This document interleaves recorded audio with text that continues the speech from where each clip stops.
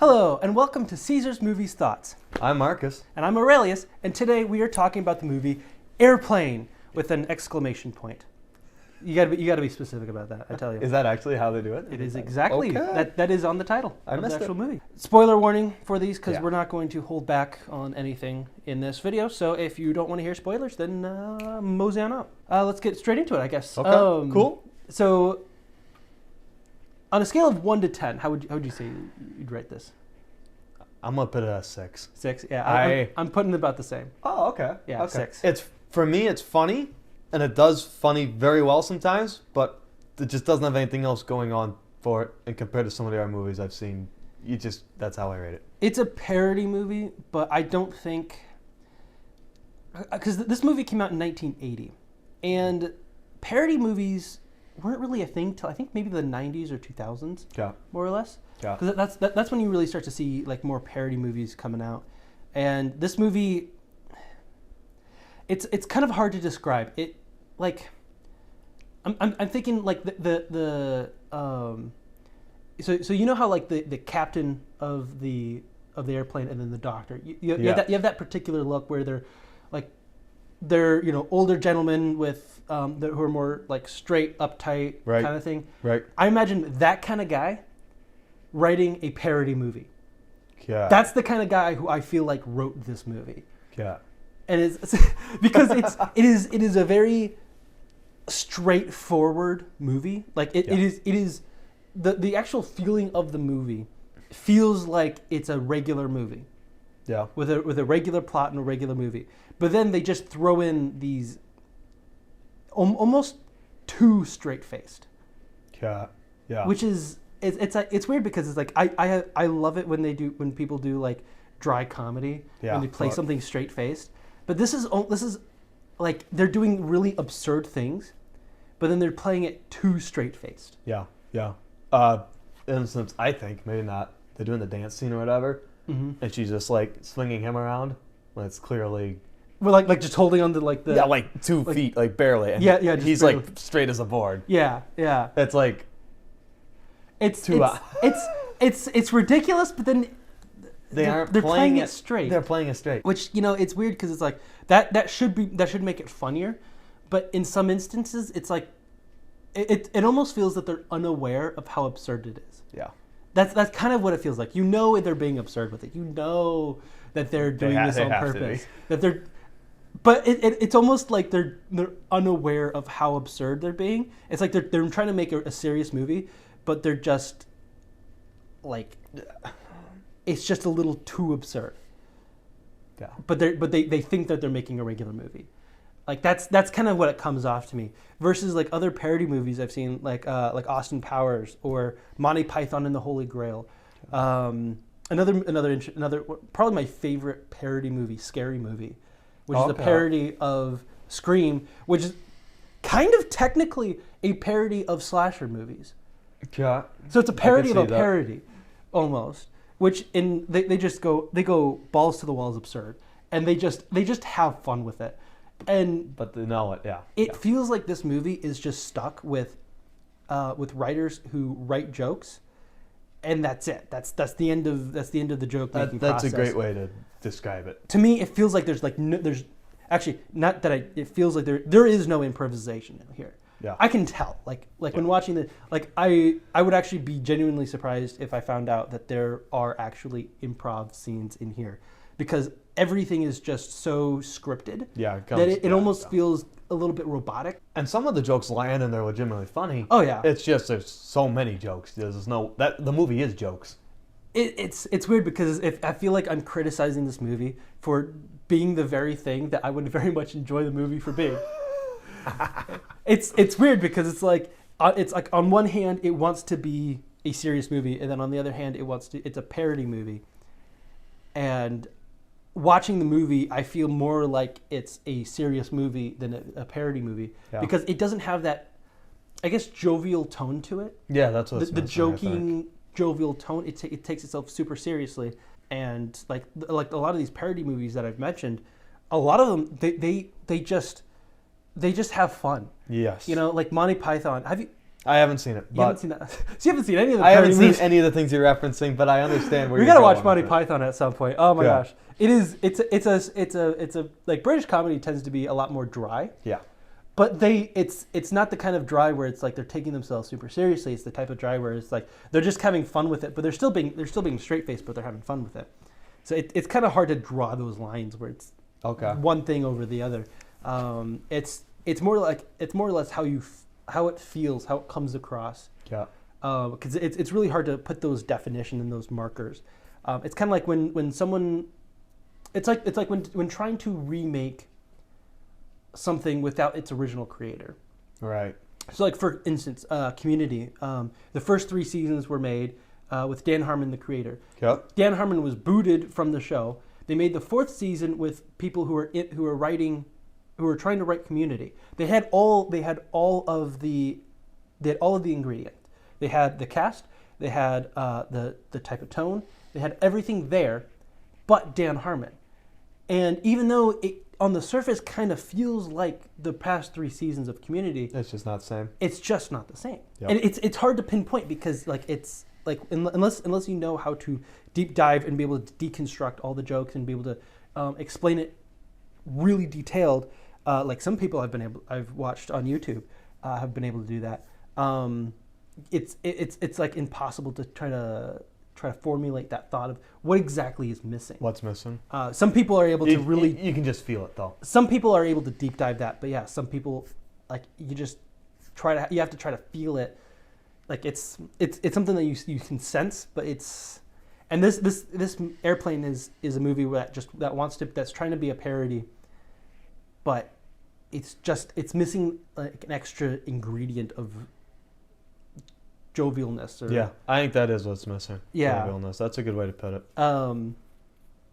But another thing, I think also like the beginning of the movie with the opening, it has like a Jaws like opening, which I think Jaws came out only a couple of years earlier. Which is right away you know what you get into because it makes no sense like an airplane. Like it's going across the screen this way, and then it's going across right the screen. back. Yeah. So instantly.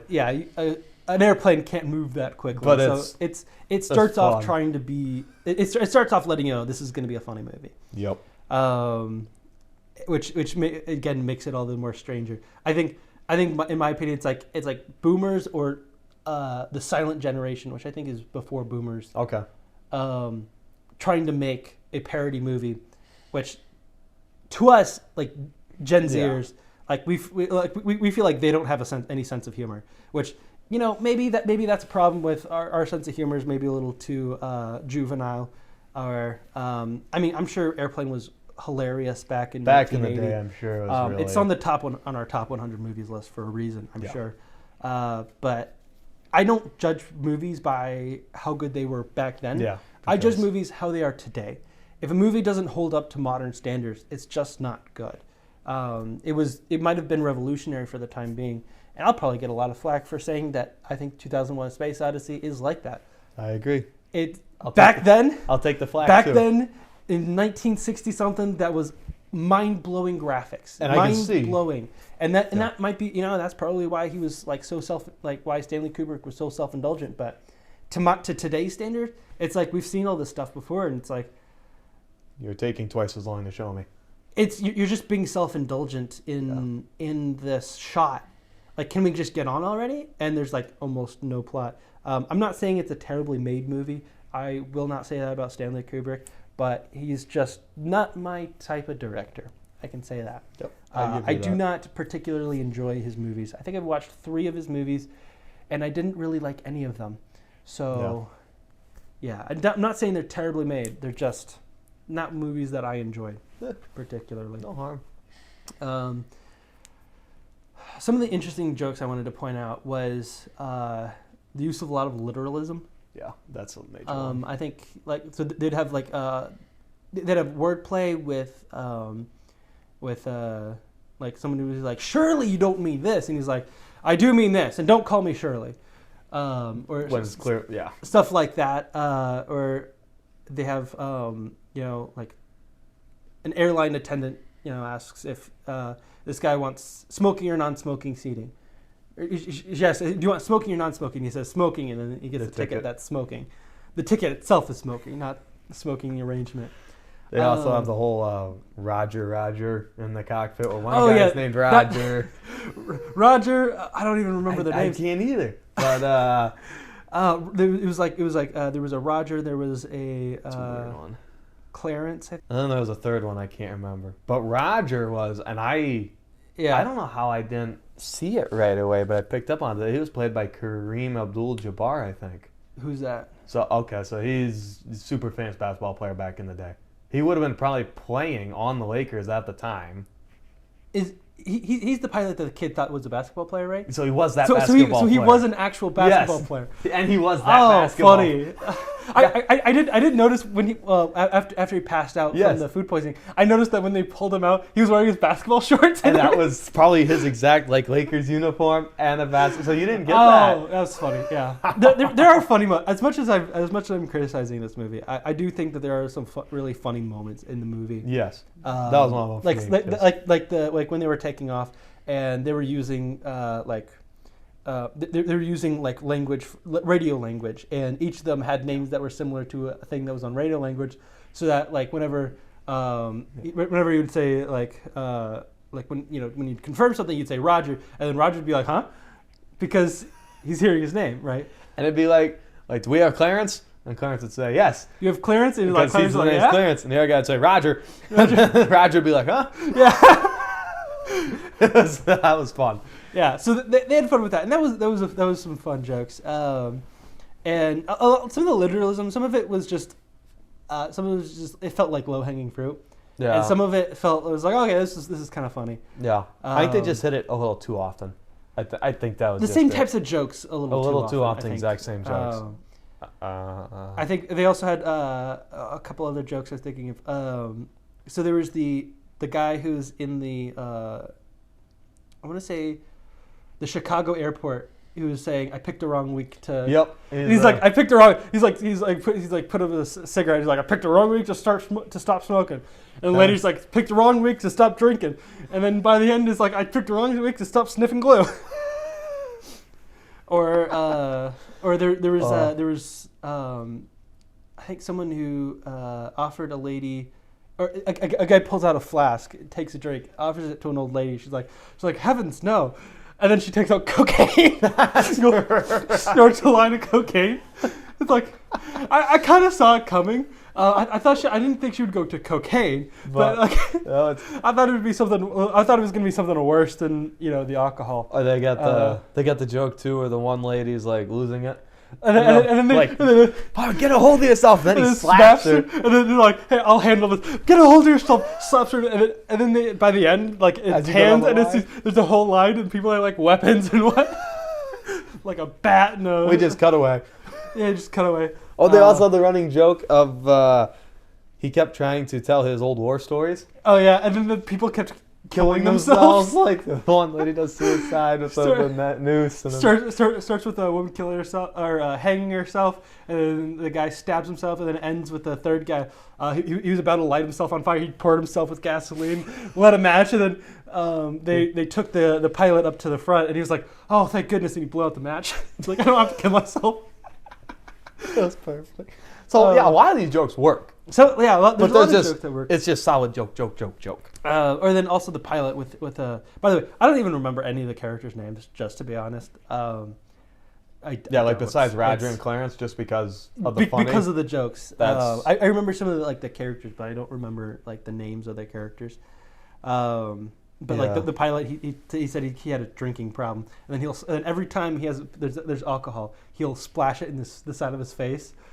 Every single time after that, because he's got a drinking problem. Drink. It's a problem drinking. That kind of goes with the literalism, right? Yeah. I'm just trying to think too. I was actually a little surprised that some of the this is a PG movie. It should not be PG. I will say that the rating system I think was updated in the 90s. I want to say. Okay. So back in let's say the 70s, 80s, and maybe early 90s. Yeah. A G rating is what we would consider to be PG now. Okay, that makes sense. A PG rating then I think is more of a PG-13 now. Yeah. And and then because they didn't have PG-13 back in the day, and then you had R rating, which I would say is probably about the same. And if it went a little over PG for their PG ratings, it would go straight to R. Which I think The Matrix. I don't know exactly when they made this change. Yeah. What was The Matrix I've just rated? noted The Matrix is rated R. Okay. I don't know if it should be rated R. Yeah. When I watched it, I was surprised that it was rated R. So what would have you rated this? This would be this nowadays. This would be rated PG-13. Yeah, it'd be close. I think so, because I think they don't have any language. They don't have any violence. It's just something. There's a little bit of nudity in there, which I was a little surprised. And then they got about. a couple. They have some jokes. Sexual jokes in there, which it was. There was one where Clarence, I believe, he was the main pilot. Yeah. He would be like he would ask this kid, Yeah. more and more risky questions, like you ever been in a men's locker room and seeing a man naked, or you ever seen a grown man naked, and I'm like, okay, that's getting a little Careful. Yeah. No one heard that. Yeah, I'm like, that's definitely a joke that wouldn't fly today. Nope, couldn't get away with that especially considering pedophilia is a much bigger deal now than it was in 1980. So it's like, yeah, that's a little not where we want to be going with things. It was a bit amusing, but it was like taking it with a grain of salt. It was starting to get into almost kind of wondering, is this guy a pedophile? Maybe. Yeah. Like I was starting to kind of wonder that. It was starting to get me a little. Yeah. Well, that was fun though. Speaking of him, so that's when they finally figure out anyone who ate fish was getting it. And as the doctor describes every symptom. Oh yeah. The pilot acts it out. Yeah, he just starts getting it all as you start getting a scratchy throat. He's like, oh. You can start getting feverish, and then you lose control. And he's like falling back in his chair. That also kind of reminds me of when the pilot was landing the plane, like the sweat just pouring off of his face, like way more than just like sweat. It was just like water. It was like someone they had a hose on top of him, pretty much. Something like that. Yeah. Or I think, something along the lines where they were able to do it without. I think they would probably pour water on his face and then roll it, and then cut it right before, right just after they did that, so that you don't see it coming onto his head. That might make sense. I think something along those lines is something is what they did with that. So there definitely are some pretty funny moments in this movie.